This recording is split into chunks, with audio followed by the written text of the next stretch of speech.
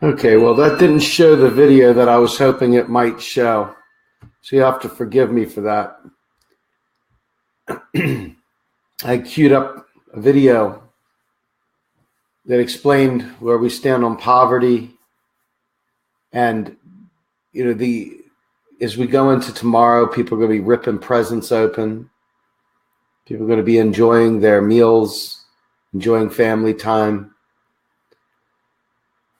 And, you know, we've come to you, we bring to you a message, we hope, of hope and of a different economic message, not the same one you think you know, not the same one that they tell you that literally provides you no hope. We have an economic message that is of hope. And we paint a picture that is of a full-blown progressive agenda. A full progressive agenda. When you come to this and you've never heard the things that we say, many people come in here and believe that we don't know what we're talking about. That somehow or another we're saying these crazy things and we've never heard of the word inflation. And we've never heard of any of the things, these cool things that we've never heard of Weimar Republic, that we've never heard of what are you going to do, print more money. We've never heard any of these things before. They come in here telling us that we've never heard anyone ever say something about the private Federal Reserve. They come in here and act like we've never heard about automation and what the mainstream says about how jobs are going away because of automation. They come in here and act like we've never heard any of these things before. Like we're just like wet behind the ears. Like we're just junior varsity coming out here night after night talking about this stuff. And talking about it like we have never heard any of these witty things that from 1960, mind you, any basic neoclassical right-wing textbook would teach you. And the act as though we've never heard any of it. That it's all our first time down the aisle, that we're all just now hearing this thing about Weimar Republic, like the very first time it's ever been stated.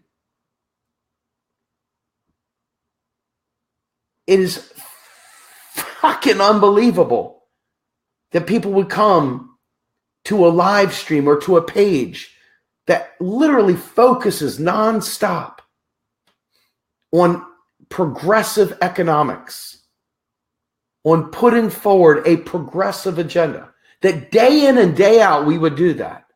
And they would come to this page as if they're somehow or another exposing us to a new concept that we've never heard about, like the petrodollar.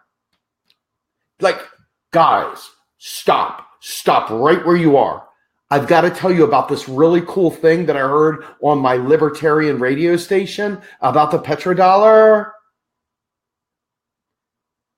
And you're like, well, shit, why are we doing this, man? If you've already heard about this petrodollar, why in the world are we doing this? You already got it going on. There's no reason. Tell us all about the petrodollar. Never heard of it. And when we talk about a federal job guarantee, people coming at us like crazy. Oh, no. Guys, automation is going to do away with all the work that we could ever do. There's no way a federal job guarantee could ever do anything for anyone. And it's like, this is the first time we've heard this. Rocco, Ellis, Joe, come quick. This guy is telling us about automation. No kidding.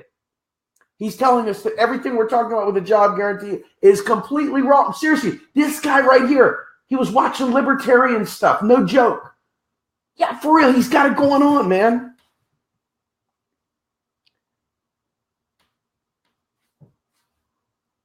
And then when you try and explain to someone, what if we were redefining what work was? What if we weren't talking about making money for the man? What if we were talking about redefining work? So all the work that you're talking about going away, imagine that guy back in like 1800. Homeboy was the best stagecoach repairman of all time. Of all time, he was like, oh my God, I love fixing stagecoaches. Stagecoaches are a career dream for me. I live to repair stagecoaches. Then all of a sudden, Henry Ford comes in with his Model T.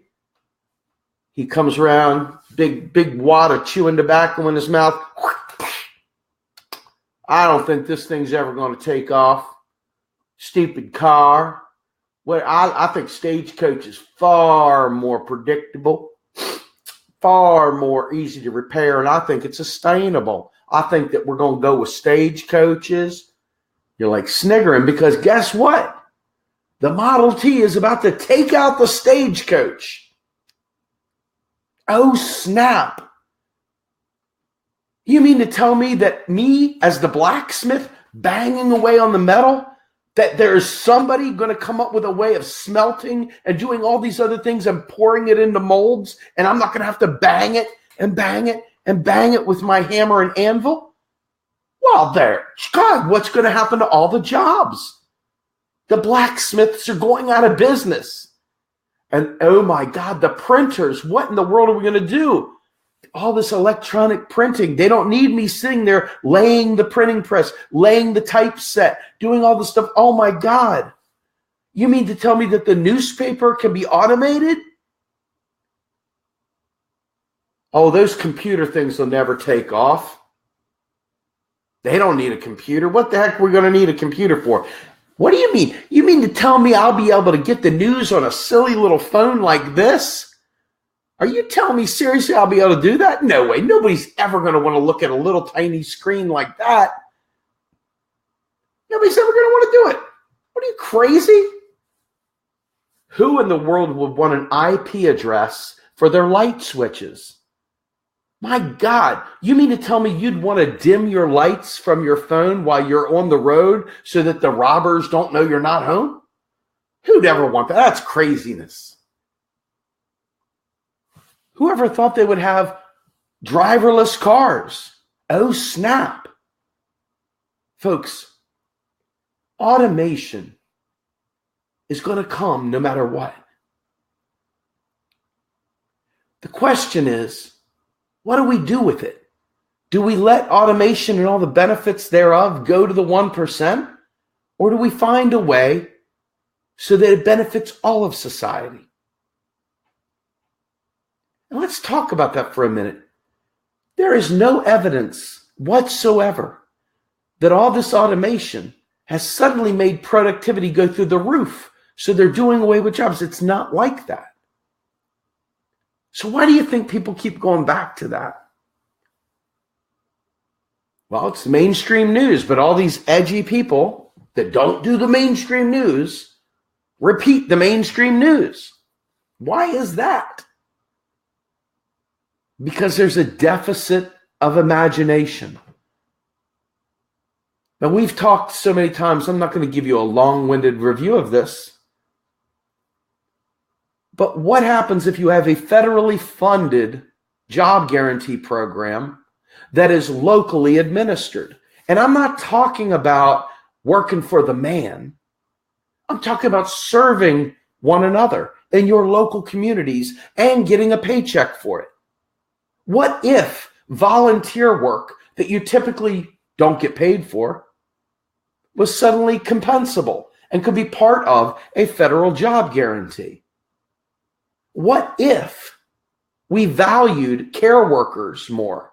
What if we actually built in maintenance programs that actually took care of our infrastructure so that it was always being updated and it was never let go for 60 and 80 years at a time, that we were constantly maintaining our nation's infrastructure? I hope automation makes our lives easier. I hope it does. But stop telling me it's going to eradicate all the work. I'm not dumb. And I'm not going to accept dumb answers. Just not. Just because you can't make a profit on every bit of work out there doesn't mean the work is less valuable to the community.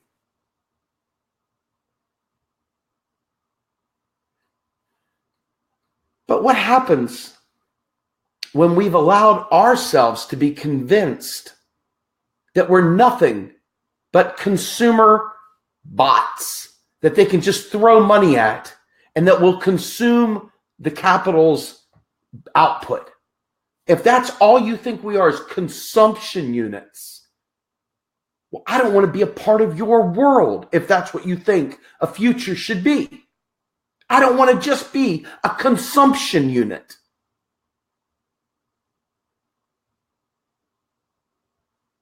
So let's look at this whole idea of markets. And let's look at this whole idea of privatization. And let's look at this whole idea of bank money versus state money. And let's look at some of the common misperceptions that keep us from being successful. Looking backwards, we have talked about neoliberalism constantly. Our movement is full of people that call anybody they don't agree with neoliberals. Well, neoliberal is a very specific term, and it means a lot of specific things. But what it doesn't mean is just somebody you don't agree with. A neoliberal paints pictures of scarcity to force us to believe that the government is broke and needs our money to survive. It paints doomsday pictures that push us to believe that Social Security is broke and bankrupt and that we need to go to Wall Street to pay for our Social Security. It forces us to believe that we can't possibly have free college for all as part of our K through 12 plus program, as part of citizenship. It paints the picture that we're somehow or another too broke to be able to afford something so basic. It also paints the idea that somehow or another single-payer war is possible, but single-payer healthcare is not. It paints the belief system that somehow or another the only way to have a retirement is to invest in Bitcoin or some other stock, instead of our government providing a robust retirement solution at a much younger age so that we don't have to work our entire lives. We can do things so differently, but we have an imagination deficit that exceeds any other slight or blight on our nation, including war. We have allowed ourselves to fall into a rut that believes the only thing that we can do is become consumption units. Give us a UBI and we'll be on our way. Thank you. Not realizing that the UBI doesn't guarantee that your needs are met. A UBI doesn't provide you shit but pieces of paper. And those pieces of paper, because there's no productive output, are now inflationary. So what guarantees the needs being met by your UBI?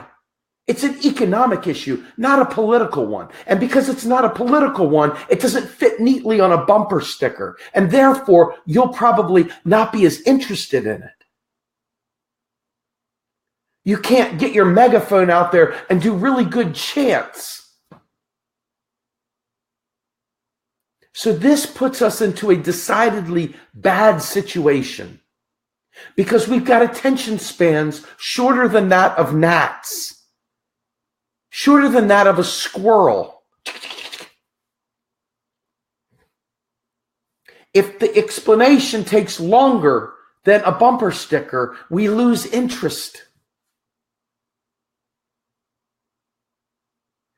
And if it can't be explained Democrat or Republican, if it takes more nuance than that, if neither of them are right, and you just have a real answer that's not political, well, that's not good enough. Why is that?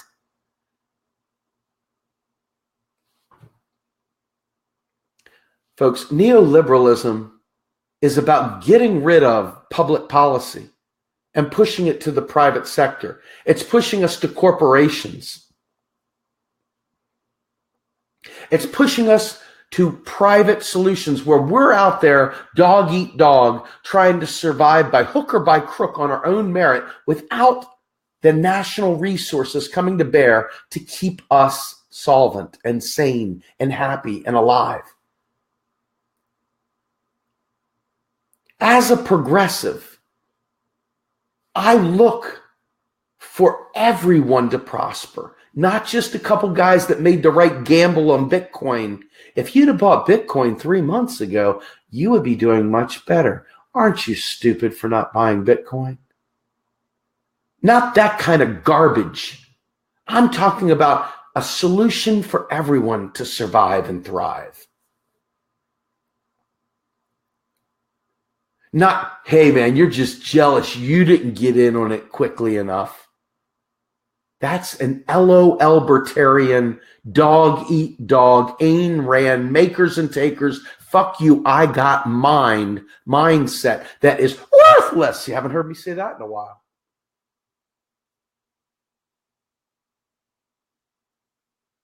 And so when we talk about a robust New Deal, and we talk about a collective win, as opposed to one person winning, one person losing, another person destitute, another person in the penthouse.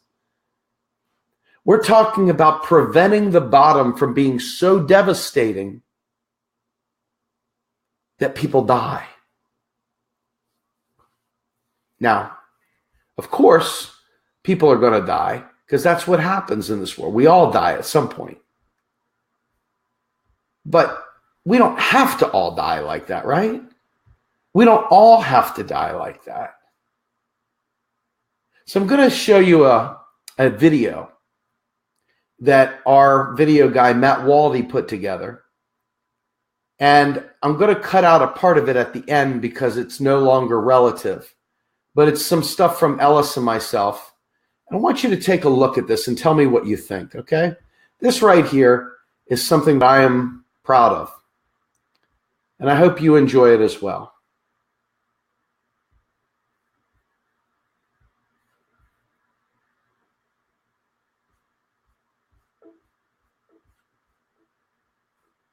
Because unfortunately, sometimes complex subjects have complex answers. But in this case, it's not that complex. It really isn't. It's something that we've been suffering for over 40 years, not just in this country, but around the world. And one of the things that Ellis and I are going to talk about is the global scourge of neoliberalism and how it directly impacts oppressed people and people that are suffering, people at the bottom rung, people that are compromised, and how this is not just a U.S. phenomenon. This is all around the globe. The same exact economic problem, same exact outcome.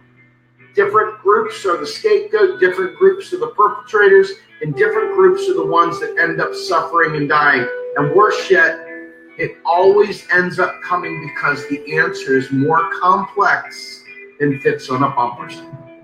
Liberalism is the same no matter where you go.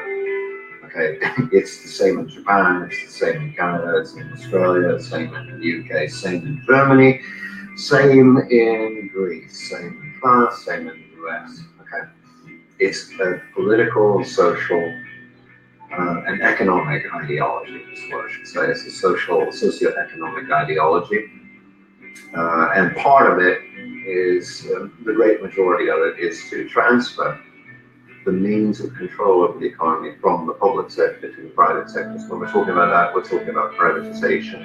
We're talking about dismantling welfare systems, dismantling social security, and handing that off to the private sector to manage. Because neoliberalism is also a military machine. It sallies forth, it takes the militaries of nations and it sallies forth into other nations, bombing them, bombing them to Jesus, okay? And the reason for that is to open up new markets, okay? That's it. And so, you know, it's a global scope. They are what I call, and will say over and over again, a murderer by proxy. But in reality, you own it, you strap it on. You are a murderer by proxy. Strap it on, own it, get used to it. You are a murderer by proxy. By proxy, meaning you're using someone else to do your killing.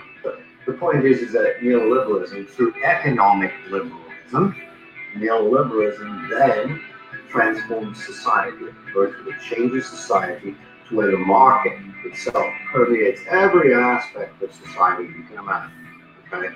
And in the process, it uses the national government to come down on that society and rule over it with an iron fist, so that the rich stay rich and the poor stay poor.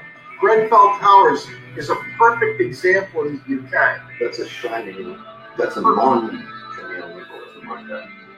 And the death toll, and the loss of the property loss and the ruined lives of the Grenfell Tower victims is a monument to neoliberalism. So my friends, that right there is a video that we put together. It was intended for another use, but I wanted to use it here because I want you to hear firsthand. You guys, the stuff that we bring to the table, the stuff we're trying to tell you is there to help you. It is there to teach you. It is there to lift us out of this disaster that we're in. It's there for you to be able to demand better from your representatives. Whether your representatives are Republican, Democrat, bought and paid for or not, they will respond to a unified voice, a voice of the people united in one cause, and that is to end neoliberalism and bring about a new deal, a second Bill of Rights with sustainable energy, with everything that we know we need, like getting rid of this 1.4, actually it's a huge amount. I think it's like $1.4 trillion worth of student loans, to have people be able to retire at a young age to enjoy their lives, to seek out fulfillment, to provide a means of mobility out of these areas that are horrific by providing a federal job guarantee. People would no longer be trapped in these cesspools. They could go where they want, where the places serve their needs. This Christmas, I'm asking you, consider what it is that you want. Consider not what somebody tells you in some tech magazine from Silicon Valley that, suddenly you're going to need a UBI because all the jobs are gone. Don't do that. Don't do that. So while I'm sitting here, before I close this night out, I want to go ahead and I want to add a moment to show you guys some of the best tweets and images that we've had on the show or on our page, just to give you guys something to think about as you go forward. And these are people that I respect, many of them. And if they don't, I'll let you know in behind it. Here we go with Richard Tye. This guy rocks. So when you guys think about the fact that we talk about economics, we're not just talking about the United States. People have this, US-centric view of everything. But let me tell you, around the world, people are doing things. People are really, really doing things. And it's the same stuff. Let's skip that one. It's a little hard to see.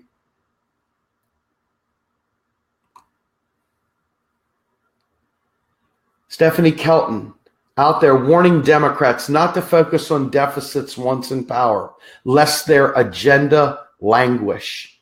Well, what are the Democrats doing? Naturally, focusing on debt deficits and Russia. Do you think you're getting a new deal out of the Democratic Party with these people so easily led astray?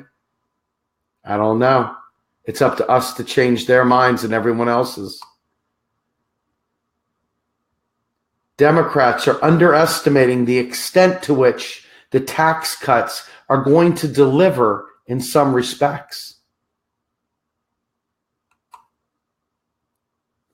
Out of 10 House Democrats this reporter talked to, Tom Perez, etc., whether they worried that in complaining about the GOP tax bill's effect on debt or even the GOP's hypocrisy on the matter, they were reaffirming conservative ideas that America is somehow broke. Let me tell you, the Democrats have doubled down on this idea.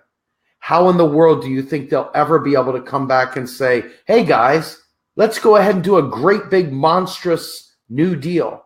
They can't. They have completely and utterly neutered themselves because this is what they do. They are neoliberals. There's trickle down for you. And that's what neoliberalism gives you.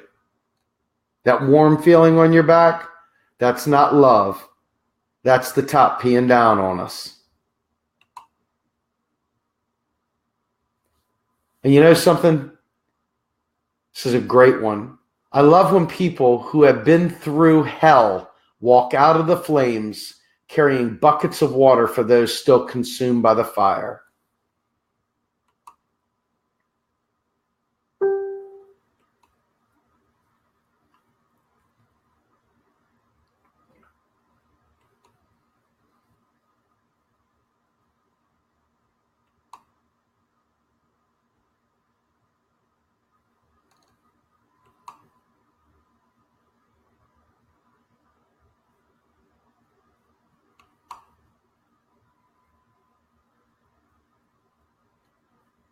So how many people do you know that say that somehow or another the U.S. will go broke based on quote unquote printing money, that don't have any clue whatsoever about the fact that it's really comes down to an inability to meet demand, no productive capacity, and then having nothing that they can do because the rush for resources is so great that the currency can't support it. The political instability destroys the nation. This is from one of our own guys here, Mark Fabian. He said, the U.S. government is the exclusive issuer of the U.S. dollar and, as such, can never run out of dollars to spend, can never be forced into bankruptcy, and can pay any debt in the amount denominated in dollars.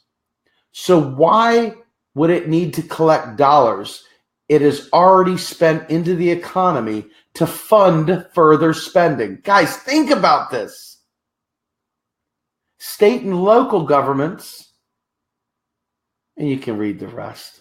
The bottom line. If you don't know these things, please don't come to us and act like we're just brand new on the scene, just waking up from a stupor, don't know what we're talking about.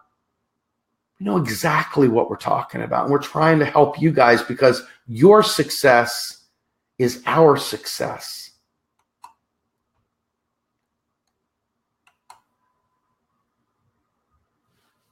So I put this out many, many moons ago, and I will continue to put it out there. And the fact is that Democrats, Republicans, Greens, you name it, need to understand point blank that taxes do not fund spending at the federal level. So stop trying to find revenue. Stop talking about the country being broke. You're wrecking the progressives' chance to win by speaking erroneously in an innocent fashion, or more to the point, just flat out wrong.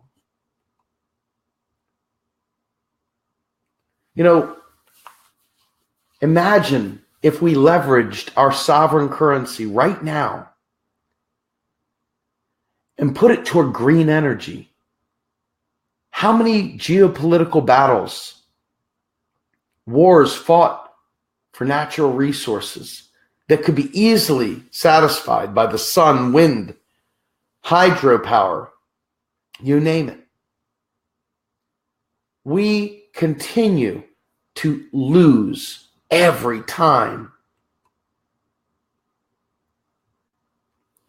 Ellis, treasury bonds, they serve to perpetuate the idea that actual financing of the national government deficit spending is going on when it is not. Folks, it is not. They provide it. I mean, again, more knowledge that you don't have from the mainstream. And why is that? Because the mainstream is what you've always said they were. They're part of the establishment. They're trying to keep you where you are. We're trying to free you. And people still cling to their chains, cling to their little prison, and stay stuck. And until we all rise up, we all stay stuck. And here's that image again, folks. Democrats, Republicans, Greens, and Socialists all must learn this to be effective, or we will stay stuck. Federal taxes do not fund spending. Repeat, federal taxes do not fund spending. But look how many people you'll see will sit there and share Robert Reich's videos, and will share all these other neoclassical videos from people that say progressive things, but couldn't be less progressive.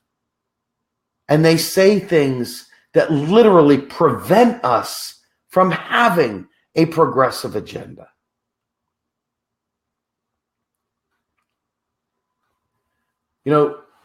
I love this response. It's very polite, very sweet, very kind to somebody who spent 8 to 10 hours going back and forth over a series of days.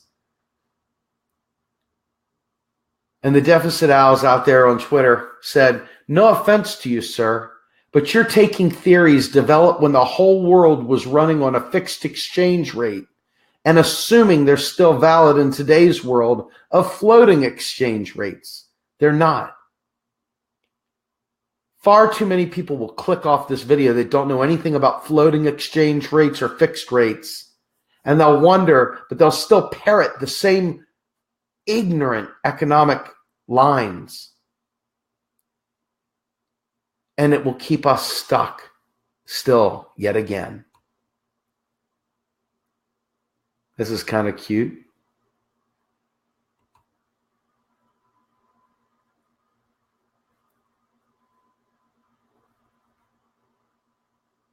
These guys are great. That's hard to read, but it's still very, very good. I could go on and on. I think I'll just stop right there. Folks, we put constant information up here for you. If you don't understand what's said in there, there's a chance that it's something you have never learned. There's no harm in not knowing it. There's no harm in recognizing that the same bad economics you thought you knew, that doesn't save anyone, that doesn't give us any progressive agenda whatsoever. There's no harm in saying that shit didn't work. The other calamity in this whole thing is that because people don't understand it, they jump straight to, well, we got to burn it down. We got to have a whole new system we can't possibly have. We can't possibly learn how to use this one because it's all bad because we don't understand. So it's got to go. Reality is you don't know these things. So why would you want to dismantle that? Why would you choose not to learn?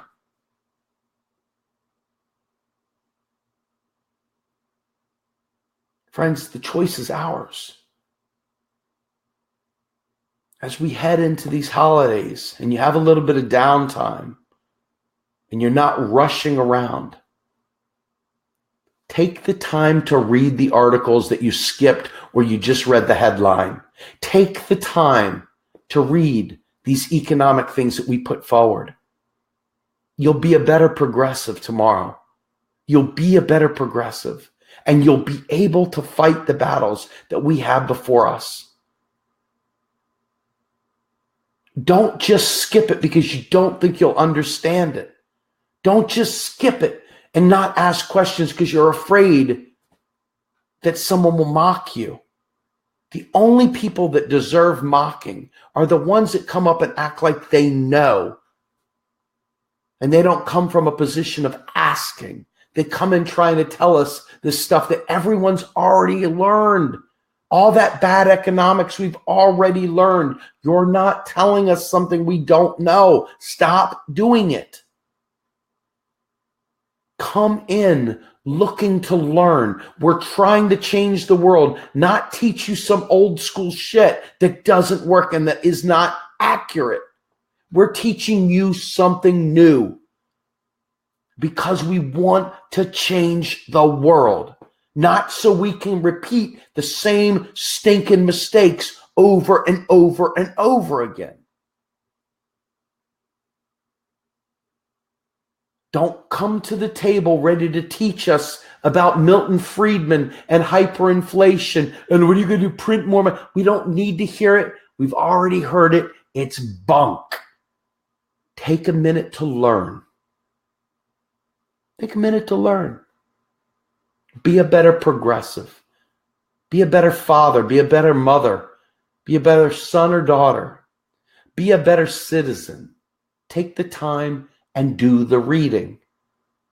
Our lives are literally on the line. And we've got 37 people watching this. Some idiot talking about chemtrails will get 500 views. And there's not a thing you're going to do about it. Oh, look, chemtrails. We're trying to teach you how, so that when they tell you the lies that prevent us from being able to win the healthcare battle, when they tell you that they can't give you a federal job guarantee, when they tell you that they can't give you free college, you can push back. Stop ignoring the reading. Do the legwork. Each one teach one. You can be all love and bubbles and happiness and sweetness and hug one another. And that's great. And if that makes you feel good, rock on. But it also takes a little knowledge too, beyond just the love fest that you have. It takes knowledge, which requires effort. Solo effort, when no one's looking, when you break out a book and you read, or you read the article and you ask questions. That's what is going to make us win this war. Not sitting there just coming, rushing to the page, telling us all your knowledge about the gold standard. We don't care. We already know it. We need you to learn the new stuff. We need you to dig in and learn this. It's the only way we're going to change. It really is up to us.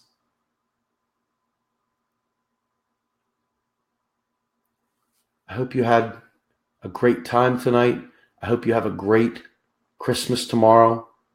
I hope that if you're suffering, that someone helps you. I hope everybody stays warm. I hope everyone gets fed. Please take the time to learn this so we can save lives. I'm Steve Grumbine with Real Progressives. Happy holidays, everybody.